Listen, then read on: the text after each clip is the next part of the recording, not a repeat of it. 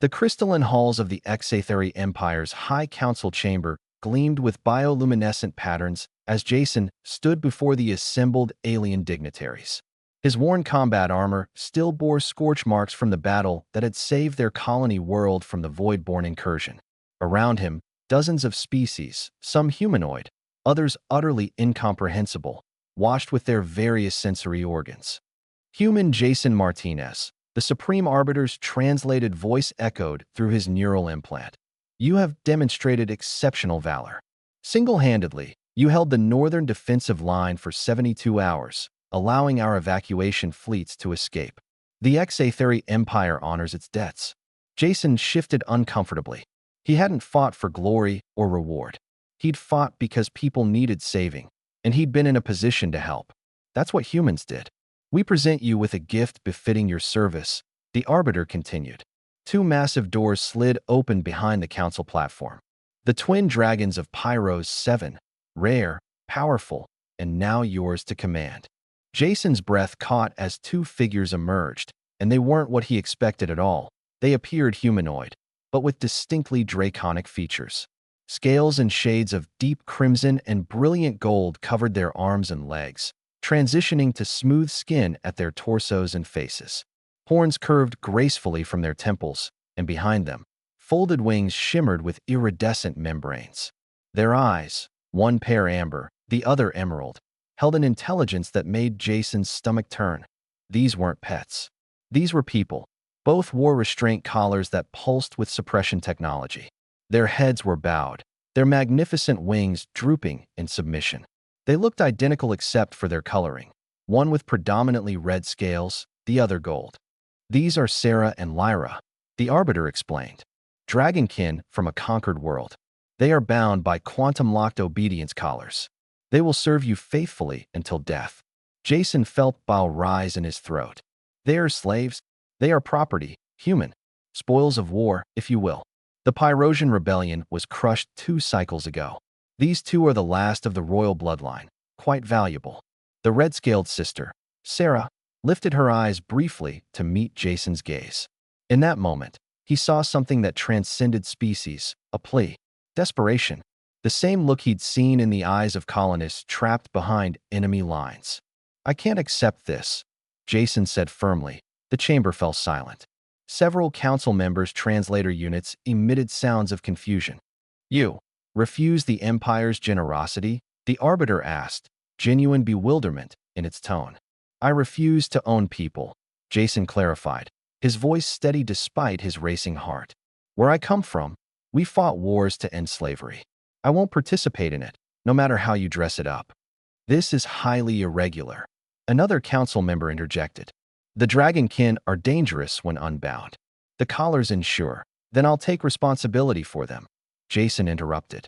But as free beings, not slaves. Remove the collars. Impossible. They'll what? Attack me. Jason laughed without humor. I just held off an army for 3 days straight. I'll take my chances with 2 people who have actual reason to trust me. He turned to face Sarah and Lyra directly. If I get those collars off, you'll be free. No commands, no ownership. You can go wherever you want. Do whatever you choose. I only ask that you don't immediately kill everyone in this room, because despite their backwards thinking on this particular issue, they did help save a lot of innocent lives. Lyra, the gold-scaled sister, spoke for the first time. Her voice was musical, like wind chimes in a storm. Why would you do this, human? We are strangers. Our people have no alliance with yours. Because it's the right thing to do, Jason replied simply. And because I've seen what happens when the powerful treat others as property. It never ends well for anyone. The Supreme Arbiter made a sound that Jason's translator interpreted as a sigh. You humans are consistently perplexing. Very well. If you insist on this foolishness, the responsibility, and any consequences are yours alone. With a gesture, the Arbiter activated a release sequence.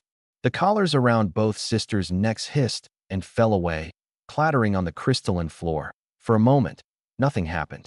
Then Sarah and Lyra stood straight for the first time, their wings unfurling to their full, magnificent span. Power radiated from them, ancient, elemental, barely contained. Several council members visibly recoiled. Sarah stepped forward, her amber eyes blazing as she studied Jason intensely. You freed us, demanded nothing in return. This is unprecedented. It's called basic decency, Jason said. Though I'm starting to realize it might be rarer in the galaxy than I hoped. Lyra joined her sister, both now standing with regal bearing that spoke of their royal heritage. The Xatheri destroyed our world, killed our parents, enslaved our people. We have dreamed of revenge for 2 years. Jason tensed slightly, but held his ground. That's your choice to make now. You're free.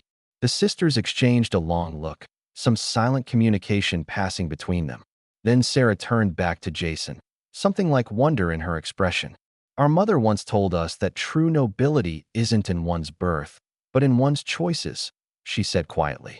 You could have commanded us to fight your battles, serve your needs, die for your causes. Instead, you chose to see us as people. The human concept of doing the right thing is fascinating, Lyra added, a slight smile playing at her lips. And rare enough that we would like to learn more about it. And about the species that produces individuals like you. So you're not going to incinerate the council? Jason asked. Not today, Sarah replied, though her smile held a dangerous edge as she glanced at the assembled aliens. We have our freedom now. That is a victory worth savoring. As for revenge, sometimes living well is more satisfying than bloodshed. Besides, Lyra added, we find ourselves curious about humans. A species that fights for others, refuses slaves, and actually means it when they speak of honor. We would like to accompany you, Jason Martinez. Not as servants, but as allies. If you'll have us. Jason felt a weight lift from his chest that he hadn't realized he'd been carrying. I'd be honored to call you friends. As they left the council chamber together, a human warrior flanked by 2 dragon princesses walking as equals, Jason couldn't help but think that this was perhaps the real victory. Not the battle he'd won, but the choice he'd made. And maybe, just maybe, it would ripple outward in ways he couldn't yet imagine.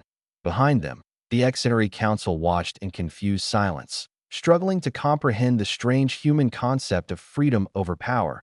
But Emma, Jason's commanding officer who had been observing via holographic link from the human fleet, smiled knowingly.